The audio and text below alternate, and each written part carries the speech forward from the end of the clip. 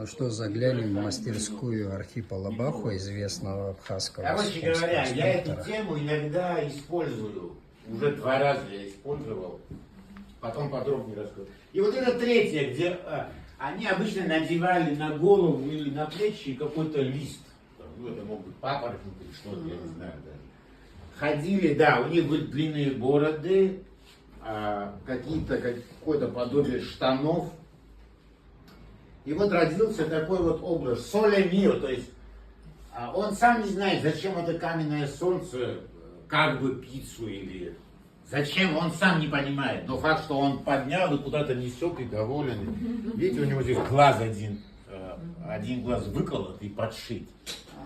Но они еще и драчуны были, а второй инкрустирован. То есть вот это будет вот в таком камерном виде на небольшой тумбе бетонной, недалеко от входа в эту пиццу.